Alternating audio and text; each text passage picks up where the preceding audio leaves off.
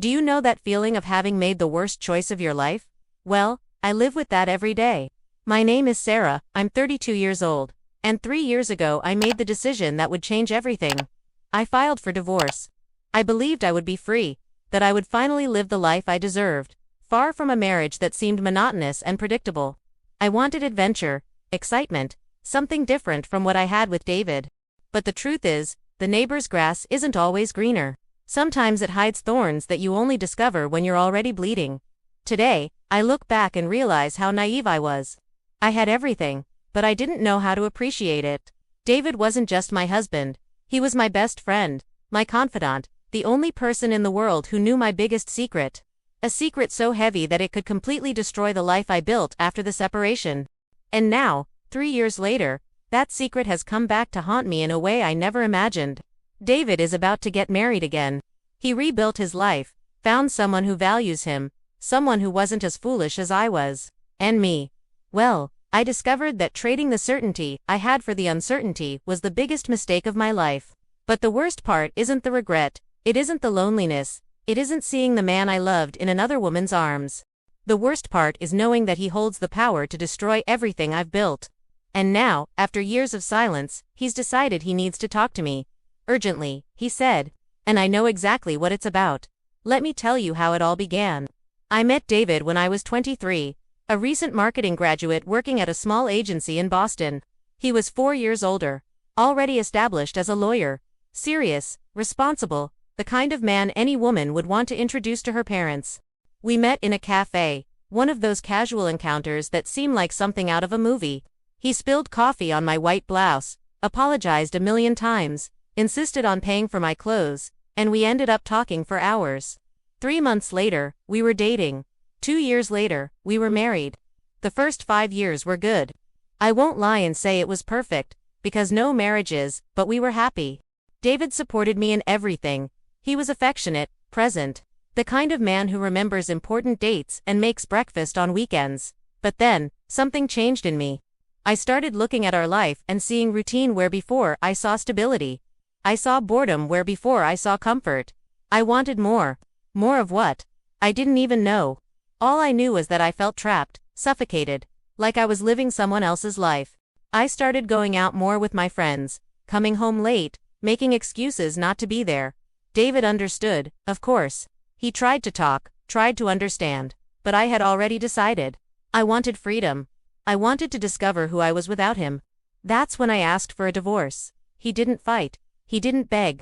He just looked at me with those sad eyes and said he loved me, but wanted my happiness.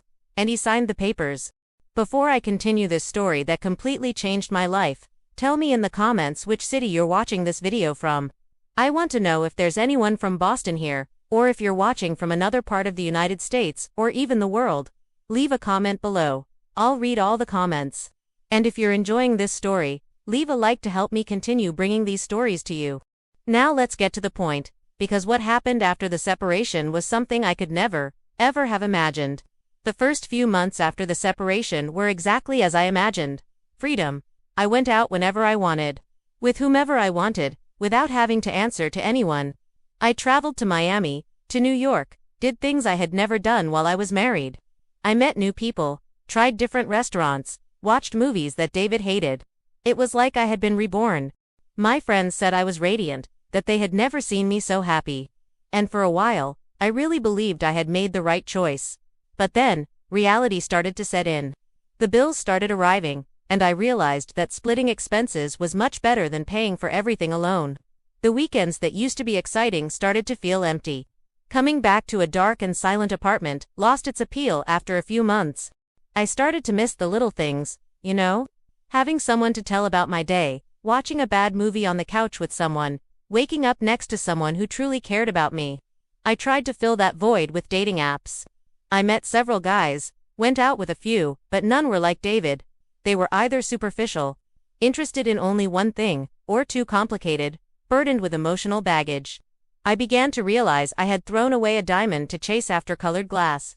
But my pride wouldn't let me admit it.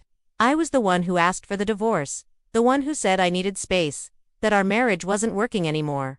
How could I go back now? A year passed, then 2, and the more time went by, the more certain I became that I had made the biggest mistake of my life. It was in the 3rd year after the separation that everything really started to fall apart. I was at the supermarket, doing my weekly shopping, when I saw David for the first time since the divorce. He was in the wine aisle, examining a bottle with that concentration I knew so well. My heart skipped a beat. He was even more handsome, more mature, more happy. I was about to change my route when a woman appeared beside him. She was beautiful, brunette, with a perfect smile, and she touched his arm in such an intimate way that there was no doubt. They were together. I felt like someone had punched me in the stomach. I stood there, holding my shopping cart, watching the man I had loved and discarded now happy with someone else. He saw me. Our eyes met for a few seconds that felt like an eternity. He gave a small, awkward nod, and I tried to smile, but I know it came out more like a grimace. I ran out of that supermarket, abandoned my groceries in the middle of the aisle, and went straight to the parking lot. I cried in the car for 20 minutes.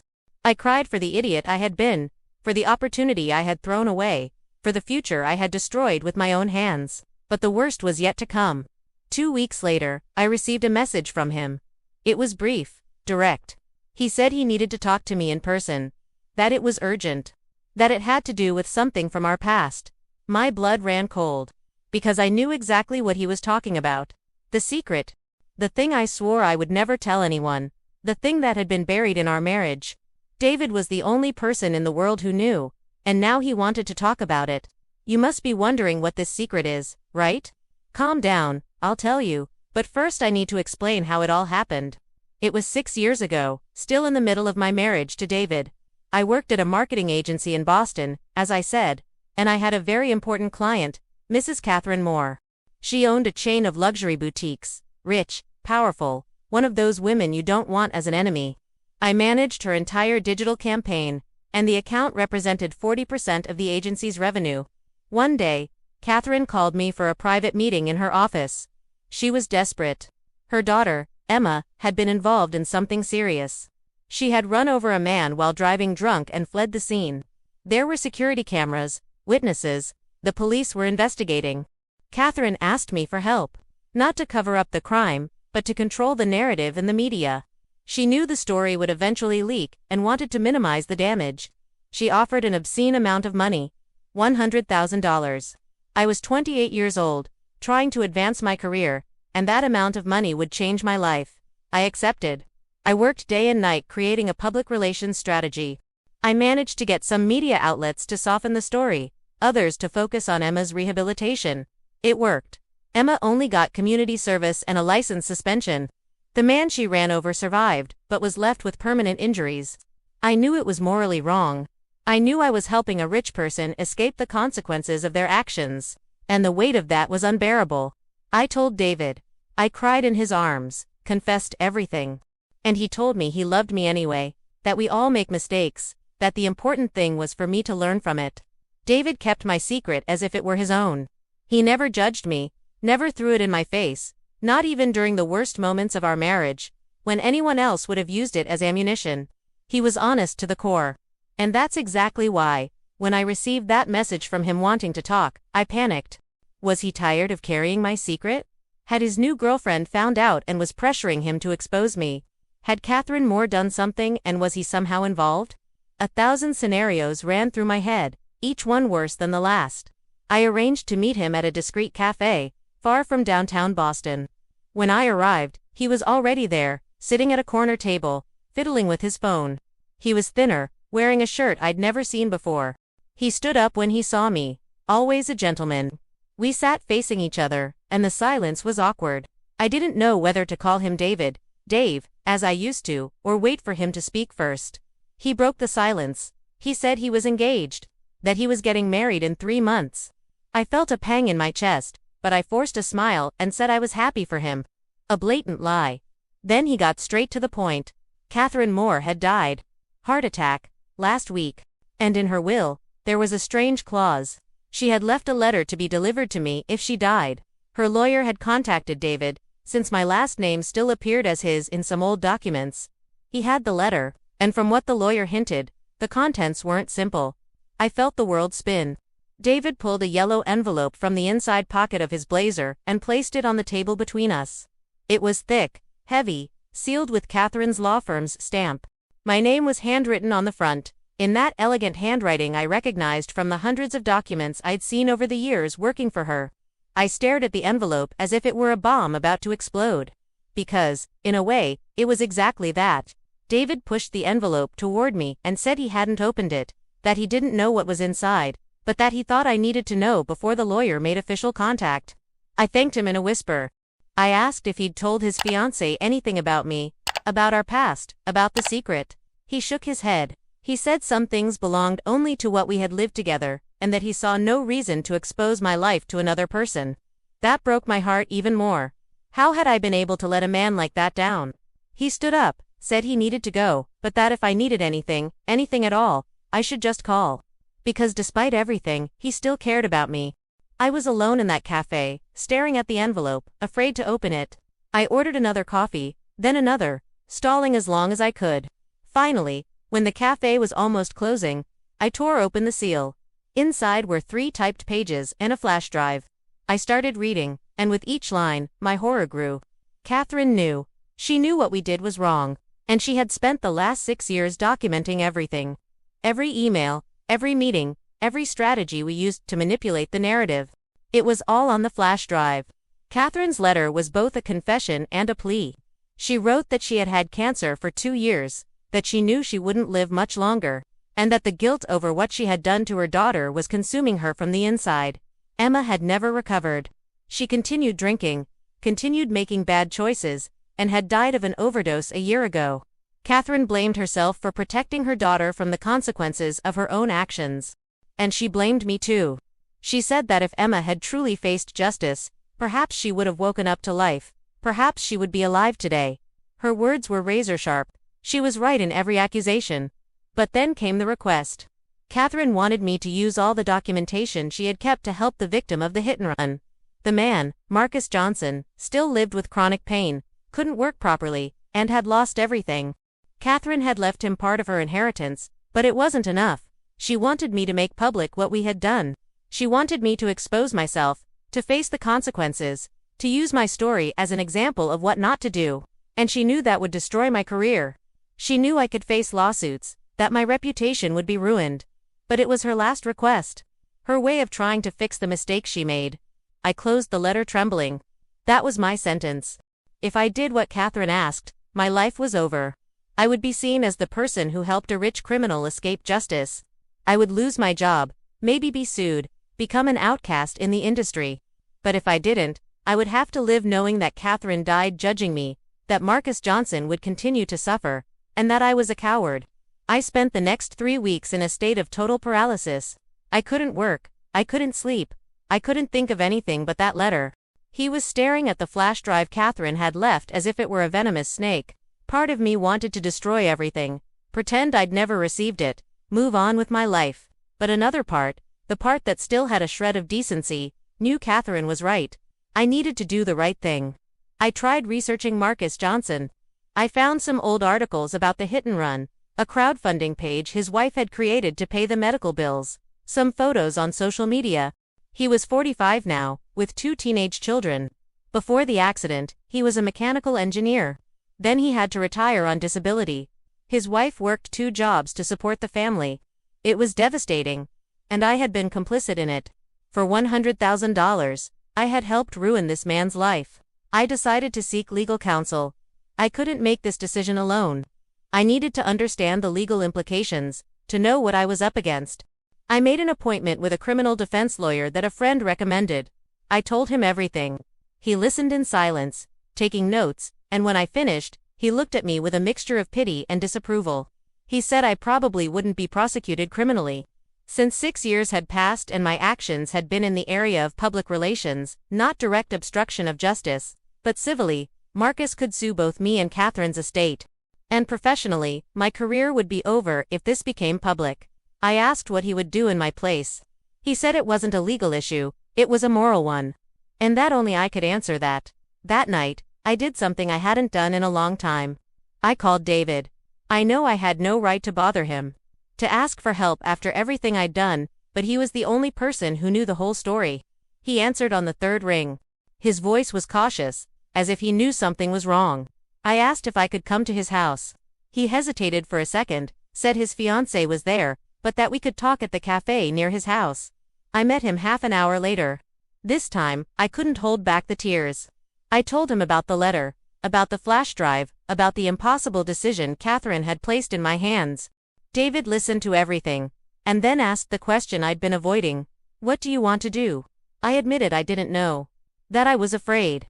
That I had built a life in the last 3 years, that I had clients, a reputation, that I didn't want to lose it all, but that I also couldn't sleep at night, knowing that Marcus Johnson was suffering because of something I helped happen. David was silent for a long moment. Then he said something that changed everything. He said that the Sarah he had fallen in love with was someone who did the right thing, even when it was difficult. That the reason he had loved me so much was because I had principles, because I cared about people, and that maybe I had lost my way in recent years, looking for happiness in the wrong places, but that there was still time to find back who I really was. This destroyed me and rebuilt me at the same time.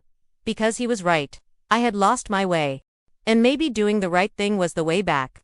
It took me another week to make the final decision, but when I did, I knew there was no turning back.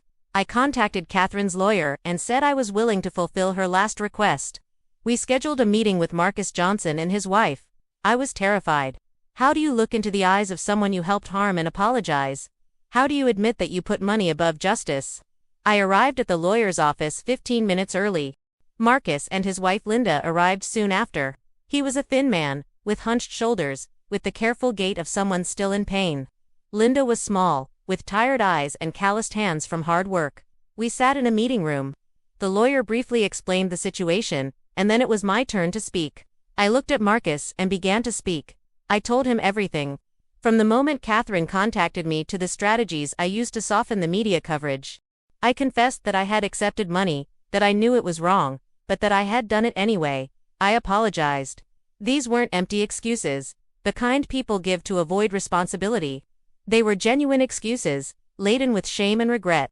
I said I didn't expect forgiveness, but that I wanted to do what I could to help. Marcus looked at me for a long moment. His eyes were moist. Then he said something I'll never forget. He said he'd spent the last 6 years angry, wondering why the rich girl who ran him over had gotten away almost unscathed while he lost everything. That the anger was consuming him, destroying his marriage, his relationship with his children.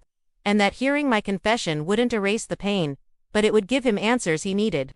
After that meeting, things started moving quickly. Catherine's lawyer structured a deal. Part of the inheritance Catherine had left would go to Marcus, and I would waive any compensation I had received at the time. The $100,000 Catherine paid me had been used as a down payment on an apartment and to invest in my business.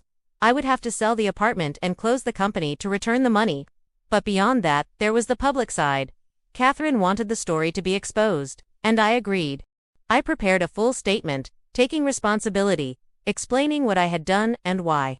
I sent it to the major media outlets in Boston. The reaction was immediate and brutal. My inbox exploded.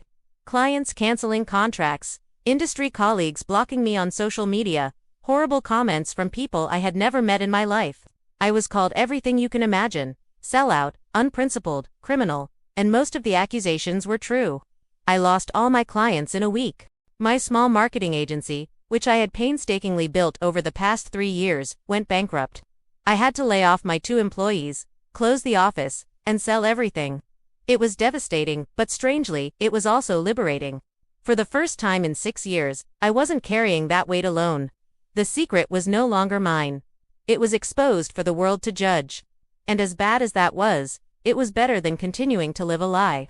A few days after the public announcement, I received an unexpected call. It was from a non-profit organization that worked with victims of traffic accidents. They wanted to know if I would be willing to share my story as an example of what not to do. As part of an awareness program on professional ethics, I accepted the invitation from the non-profit organization. Not because I thought it would redeem me, but because I felt it was the least I could do. I spent the following months traveling around Massachusetts, giving talks at universities, marketing agencies, and corporate events. I told my story unfiltered, without trying to play the victim. I explained how a wrong decision had affected not only the direct victim but also everyone around them. I talked about how money can corrupt your values if you're not vigilant. Some people listened with empathy. Others looked at me with disdain. I received emails from students saying that my story had changed the way they thought about professional ethics, and I received hate messages saying I deserved to be in jail. Both were right, in a way. During this time, I kept in touch with Marcus and Linda.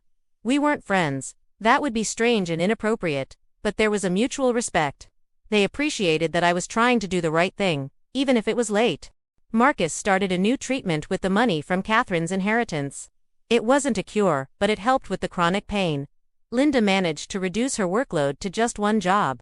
Their children were able to resume some extracurricular activities they had abandoned due to financial reasons.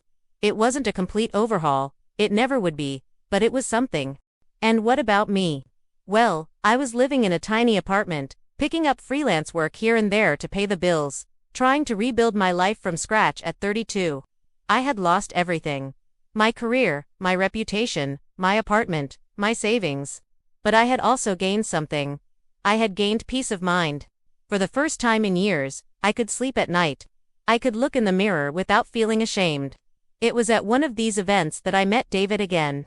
He was in the audience at a lecture I gave at a law school. I didn't see him during the presentation, but when I finished, he was waiting for me outside the auditorium. My heart skipped a beat when I saw him. He smiled, that slightly crooked smile I knew so well. He said he'd seen the news about what I'd done and wanted to congratulate me in person.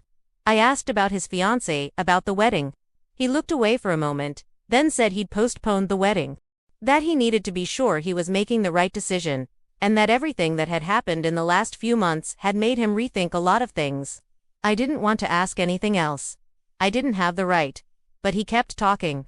He said that the Sarah he saw on that stage, vulnerable, honest, admitting her mistakes and trying to make a difference, was the Sarah he had fallen in love with, that he had been angry when I asked for a divorce, that he had felt rejected and inadequate. But over time I had understood that I needed that journey, however painful it might be, to discover who I really was. That was too much. I started crying right there in the college hallway, in front of dozens of students who were leaving the auditorium. David hugged me, and for a moment, everything seemed to be all right again. But I knew it wasn't that simple. I had destroyed our marriage. I had thrown away years of history together. And he was with someone else. I couldn't just show up and expect us to go back to being what we were. Life doesn't work that way. I asked if we could have coffee. He said yes. And we went to the same cafe where he had given me Catherine's letter. In that cafe, we talked for hours. We talked in a way we hadn't in years, maybe not even when we were married. I spoke about everything I had learned, about how I had realized too late that I confused freedom with loneliness, adventure with irresponsibility. I said I regretted the divorce from the first month, but that my pride wouldn't let me admit it. That seeing him with someone else in that supermarket had been like being shot in the chest. David also opened up. He said he had been devastated when I asked for the divorce, that he had spent a whole year in therapy trying to understand what he had done wrong, that when he met his current fiancée Rachel, he thought it was his chance to start over. But that he always felt something was missing, that she didn't really know him, not like I did. I asked if he still loved me. The question came out before I could filter it. He was silent for a moment that seemed eternal. Then he said he had never stopped. That he had tried, had strived to move on, but that I had always been there, in some corner of his heart. That was like lighting a candle in a dark room. For the first time in years, I felt hope. But I knew it wasn't fair to Rachel. I told him that he couldn't be torn between two people, that he needed to make a decision, and that if he decided to stay with her, I would respect that and wouldn't appear in his life again. David agreed. He said he needed time to think, to sort things out with Rachel, to be sure of what he really wanted. He asked for 2 weeks. 2 weeks to decide the future of all of us. I accepted. What else could I do? Those 2 weeks were the longest of my life. Each day felt like an eternity. I found myself checking my phone every 5 minutes, waiting for a message that never came. I tried to distract myself with work, but it was impossible to concentrate. My best friend, Jessica, tried to cheer me up, saying that everything would be all right, that it was obvious David still loved me. But I wasn't so sure. Rachel was a good person. He had a secure future with her. And me. I was a risk. Someone who had already destroyed everything once and could destroy it again. Why would he choose that? On the 10th day, I couldn't take it anymore. I wrote him a message. Not to pressure him, but to say that no matter what his decision was, I would respect it. That he deserved to be happy, even if it wasn't with me. That I had been lucky to have been loved by someone like him, even if I hadn't known how to appreciate it at the time. He didn't reply. 3 more days passed. And then, on the 13th day, my intercom rang at night. It was almost 10 o'clock. I answered thinking it was a food delivery I hadn't ordered, but it was David. My heart nearly leaped out of my chest. I opened the door and there he was, looking tired but determined. He came in without saying anything, and we stood there in my tiny apartment, just looking at each other. Then he said he'd broken up with Rachel. That it had been the hardest conversation of his life. That she hadn't understood at first, had cried, had yelled, and she had every right to. But that he couldn't pretend anymore that his feelings for me had disappeared. That he had tried, but couldn't. That he loved me. Still. Always. I'm not going to lie and say it was an instant happy ending, because it wasn't. Rebuilding a relationship you've destroyed is like trying to piece together a broken vase. You can glue the pieces back together, but the cracks will always be there. David and I started slowly. Very slowly. First it was just coffee, then dinners, then a movie. We talked a lot, about everything. About what had gone wrong in our marriage, about what I was feeling when I asked for a divorce, about the unrealistic expectations I had about happiness and freedom. David also talked about his insecurities, about how he had felt he wasn't enough for me. And for the first time, we really listened to each other. Not to fight back or defend ourselves, but to understand. We went to couples therapy, even though we weren't officially a couple anymore. The therapist helped us establish new foundations, to build something more solid than we had before. It took 6 months until our first kiss after the separation. It was strange and familiar at the same time. Like visiting a house you lived in years ago and discovering you still remember where every light switch is located. It took a year before we started talking about the future again. About living together. About maybe, who knows, trying again. But this time it would be different. I was different. I had learned the hard way that the grass isn't always greener on the other side. That adventure isn't the same as running away from your problems. That freedom doesn't mean being alone. And David was different too. More confident, more sure of what he wanted, less willing to accept crumbs of affection. We were 2 new people trying to build something new with pieces of the past. During this rebuilding process, something unexpected happened. Marcus Johnson contacted me. Not through his lawyer, but directly. He said he had watched some of my online lectures and was impressed by my honesty. He said he wanted to propose something to me. Marcus and Linda had created a foundation in the name of Catherine's daughter, Emma, to help families of traffic accident victims and also to work on rehabilitation programs for drug addicts. They wanted me to be part of the team, using my experience in marketing and communication to help publicize their work. I was shocked. After everything I had done, after how I had helped to harm his life, Marcus was offering me a chance at real redemption. Not just talking about my mistakes, but actively working to make a difference. I accepted without hesitation. And for the past 6 months, I have been working with the foundation. It's not a glamorous job. It doesn't pay as much as I used to earn. But it's meaningful. Every week, I help families who are going through the same thing Marcus went through. I create awareness campaigns about driving under the influence of alcohol and drugs. I work with young people in rehabilitation programs, showing them the consequences of bad choices. And for the first time in a long time, I feel that my work has purpose. That I'm not just making money or building a career, but making a real difference in people's lives. David fully supports me. He understands that this is my way of dealing with the past, of transforming a terrible mistake into something positive. And seeing this support, this understanding, only reinforces how foolish I was to leave him. 3 weeks ago, David asked me a question I never thought I'd hear again. We were having dinner at an Italian restaurant, nothing too fancy, just a small, cozy place in Cambridge. We were laughing at a silly joke, sharing a bottle of wine, when he suddenly became serious. He said he'd been thinking a lot about us, about everything we'd been through, about how far we'd come. And then he asked if I thought we could try again. Really this time. Not just dating or casually seeing each other, but rebuilding a life together. My first instinct was to say yes immediately. But I stopped. Because this time I needed to be sure. I needed to be sure I was saying yes for the right reasons. Not because I was lonely. Not because I was afraid I'd never find anyone like him. Not because I wanted to go back to the comfortable life I had before. But because I truly loved him. Because I'd spent the last 2 years getting to know myself better. working through my issues, understanding what really mattered. And he mattered. Our story mattered. I looked him in the eyes and said yes. That I wanted to try again. But on one condition. That we wouldn't try to be what we were before. That we wouldn't try to go back to the marriage we had, because that marriage had problems. That we would build something new, something better, something more honest. David agreed. And then he said something that completely surprised me. He said he didn't just want to live together or date. That he wanted to marry me again. But only when we were both ready, without rushing, without pressure. That we could take as much time as necessary, but that he knew, deep down, that I was the person he wanted to spend the rest of his life with. Over the past few months, I've reflected a lot on this whole journey. On how a decision that seemed so right at the time to break free from a marriage I found monotonous led to a series of events that almost destroyed my life, but they also transformed me. If someone had asked me a year ago if I regretted asking for a divorce, I would have said yes without hesitation. Today, my answer is more complex. Of course, I regret throwing away a good relationship without fighting for it first. I regret being so selfish, so focused on a fantasy of happiness that didn't exist. But I also know that the person I am today, who can look in the mirror with dignity, who works every day to make a difference in the lives of others, who understands the value of true love, only exists because of this journey. If I hadn't made those mistakes, if I hadn't faced the consequences of my choices, if I hadn't lost everything and been forced to rebuild from scratch, I would still be that Sarah from 3 years ago.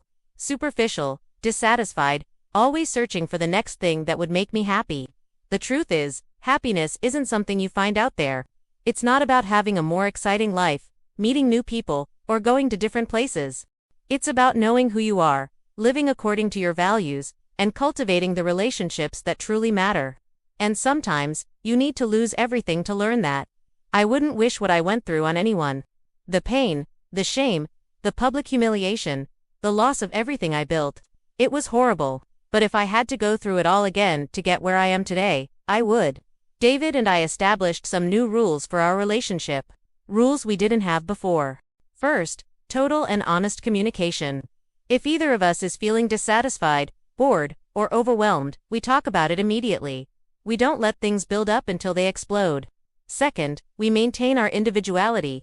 I have my friends, my hobbies, my work at the foundation. He has his. We don't live glued together.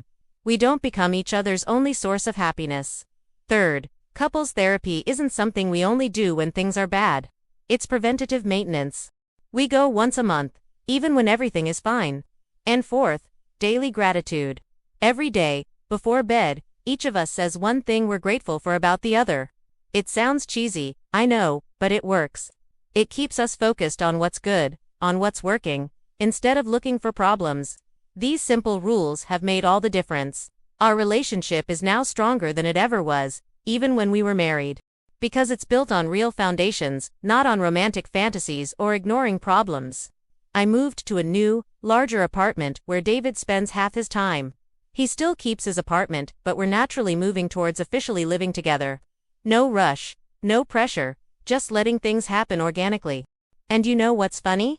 The life I have now, simple, focused on purpose instead of status, full of real people instead of superficial connections, is infinitely more fulfilling than the life I had when I was successful on the surface but empty inside. It took me a while to realize, but I finally understood.